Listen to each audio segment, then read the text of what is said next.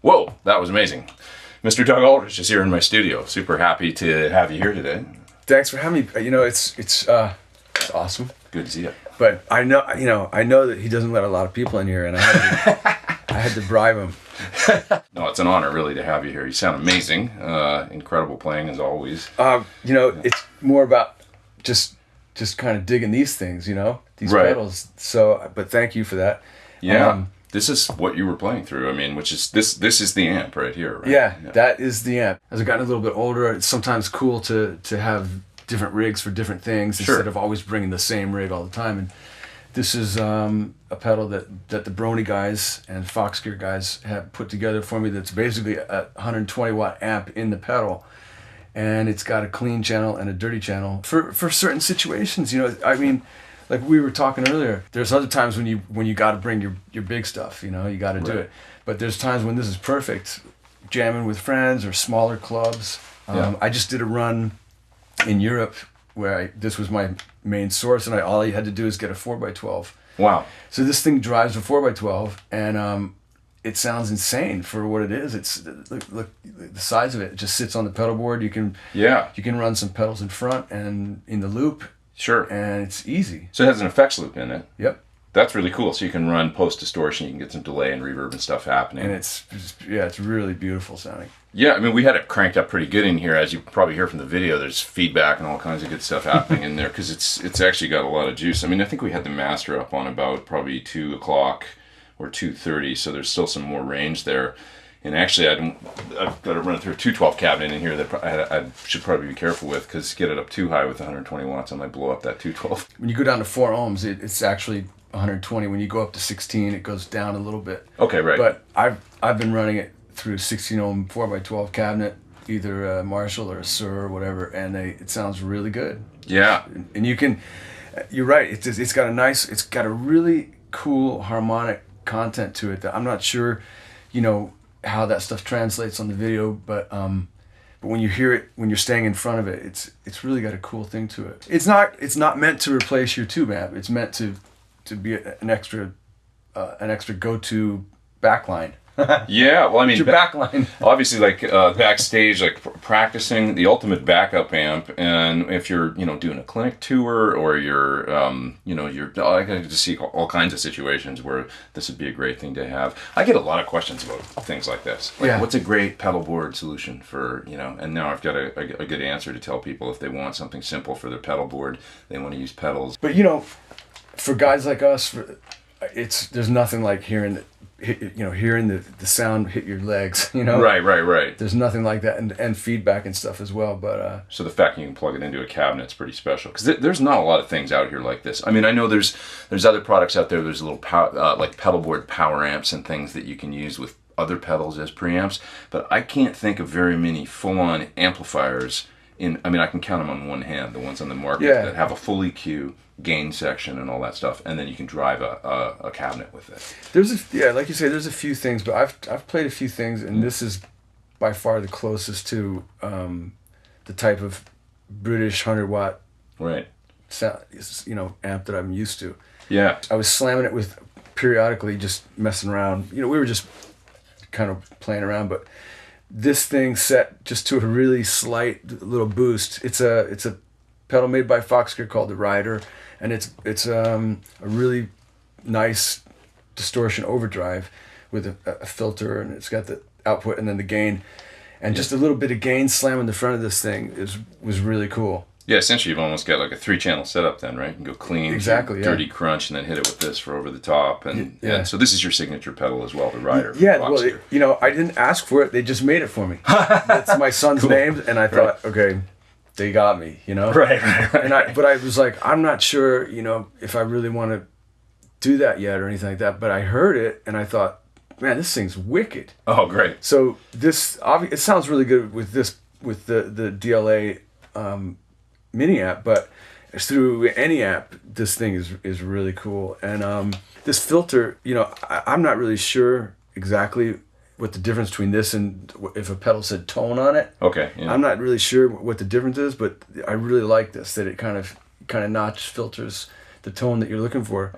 Interesting. Yeah. And then one other thing is the price of these things is like crazy. It's like $98 or something like that.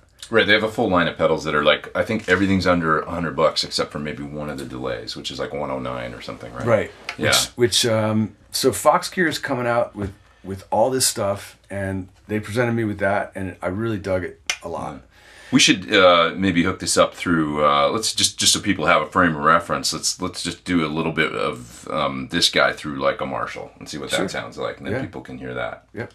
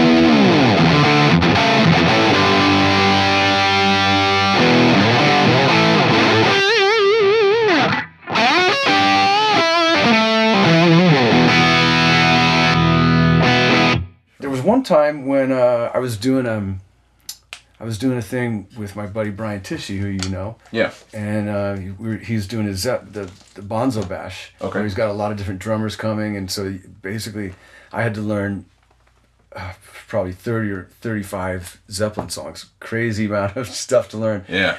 But I was looking for, I have an older Marshall that was kind of closer to that thing, a little less gainy. Yeah. And then, but it didn't have an effects loop. So I thought, let me hook this up stereo, and I had my effects in it, and I had the gain down on basically almost as low as you could get. It was just a really nice kind of a plexi type, and it matched up really well with the real plexi. Oh, cool. So then I had some delays and some reverb and stuff out of that one side of the rig. So you were using both together, kind of in stereo, with this one on one side. It wasn't true stereo, but it was definitely a good blend for the sound man, so he could go. And I liked it because even if the sound man just took the straight dry amp and did whatever he wanted to it, I still got on stage some effects with that. And it's instead of bringing two amps, you can just get the effects. Basically meaning that the effects don't have to be quite as loud or as big as the other thing. You can kind of blend this underneath, so it's a really versatile tool. You're making me think of another way you could probably use this, which is like, in my rig where I'm splitting to stereo and using the effects loops, you could probably use this as your second half of stereo. Like, in other words, come out of a head, send, right, like an amp like my amp or something, the PT amps, come out of the send into a stereo effect, split the stereo, go one half back to your head and the other half back to the return on. You could, and I'm going to tell you one thing you got to do though. If you do that, you got to get an out of phase speaker cable. Oh, right, just in case because generally with amps like the ones that we have, a lot of them, most of the time the speakers will be out of phase when you do that. Yeah. And that's how it was with the plexi. I don't know what the thing is, but it's an easy fix. I always have one anyways, because you never know when you're doing a gig and you got rental gear and it's all goofball stuff. And so I always carry an out of phase speaker cable. Always good to have, just in case, Pro tip. Well, it's cool, man. This is a really great thing. I mean, you can look at this thing. It's super small. You throw it in your gig bag, and you've always got an amp with you then to use for, whether it's your main thing or whether it's your backup rig, backstage practice. Take it up to the hotel room and record with it because it's got a DI out with speaker sim.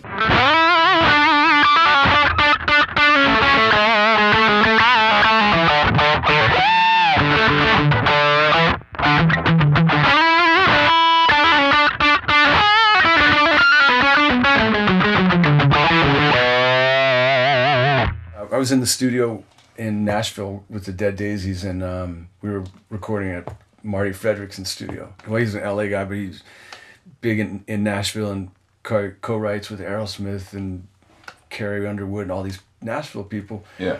And he heard that thing, and he's like, "Dude, that's the sound. We got him." And I'm like, "Hold on. We can use it, but I mean, there's a lot of different amps I want to use, you know." Right. But he was like, "You got to send me one of those things, because it's like an easy, if you're tracking and you're not really, you know, you just need to get up and running fast." Yeah. That's what I love about it. It's not deep. It's super easy to get a good sound out of it. And then some, you know, at that studio, a bunch of guys would stop by, guys from Alice Cooper's band, guys from Skid Row, whatever, and everybody, I was just like, it started to get around town. There's this little amp. I took it over to Carter's Vintage. I don't know if I'm allowed to say that or not, but oh, sure. I took it over to my buddy. My buddy works there, and I was like, "You got to check this thing out." Not really because I was trying to flog it or sell it or anything, just because I thought it was really cool. I've never gotten a sound like that out of that small of a thing. Thanks for stopping by and showing me this thing. It's amazing. What have you been up to? Tell me what you got coming up. And, my main gig is the Dead Daisies. Sure. I have a lot of fun with that. Working with those guys is a blast. They're all friends of mine. You know, Marco Mendoza and Dean Castronova on drums, John Corabi. Wow. And David Lowy is he's the main guy. He's the boss. He's a great guitar player. He's got a really, you would love it, because he's got a very youthful, aggressive style that is, it's not something that, you know, like after years and years and years of playing, I watch him, I'm like, I gotta go back to that sometimes. That's really, it's just like aggressive and youthful and just pissed off sounding. It's great. Amazing. So together, it works out really well guitar wise. Yeah. And then also I have a band called Burning Rain. Right. That is, it's kind of my pet band that I've had for years. Never could really focus on it too much, because when I got in the band together with Keith St. John, we both started getting offers for other things. He went off and played with Montrose. Sure. I went to Dio and then went to Whitesnake for 12 years after that, and so it was very hard to make it work. But we put out a new record in March of this year. It's called Face the Music, and it's pretty cool. It's awesome. It's very different than anything else that I do. So yeah, that's the first time I heard of you was Burning Rain, because this was your band going back. When did you start Burning Rain? It was like 98. 98, right? Yeah. It was a while back, but we kind of had a sound that was similar to.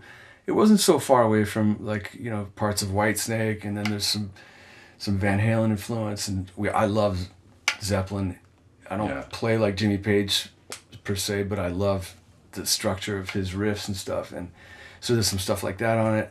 There's some acoustic stuff. I really started getting into more and more acoustic when I was working with Whitesnake, because that'd be how we'd write with acoustics. Really interesting. Yeah. So yeah. And then it's easy, you know, if something sounds good on acoustic, it's easy to kind of pump it up with the band and you know, do a bigger demo or whatever, but knowing that you can strip it down to just some chords and it sounds good. That's a really interesting point. Great way to the measure of a great song. You should be able to play it on acoustic guitar and have it translate, right?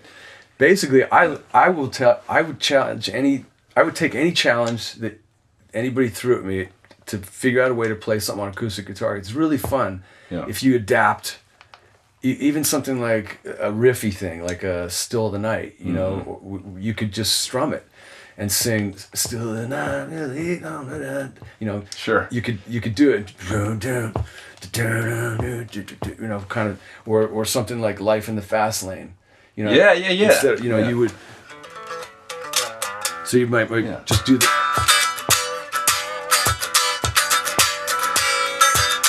Just do something like that. Yeah, a good song is a good song is a good song, right? It should be able to be played on acoustic guitar and come across. I would think that's awesome. Yeah, I love the sound of them too. I mean, obviously, the majority of time is spent on electric, but it's a beautiful sound, man. Yeah. It's great to get back to it after not having played it for a while and just you know, pick up the acoustic. Go, oh yeah. After this thing blows my ears out for a few hours, then it's nice to go back and kind of regain the... Right, pick up a Martin and just groove out on that, right? Exactly, yeah. Cool. Well, thanks again for stopping by, man. This Thanks, was awesome. brother. Yeah, appreciate it. I'm strapped in. Hey, you guys, down in the video description below, there's links to these terrific things that you've seen here today and listened to, as well as check out, Doug's new record that he mentioned. I'm going to put a link to that down in the video description below, so you can check that out. All right, take it easy.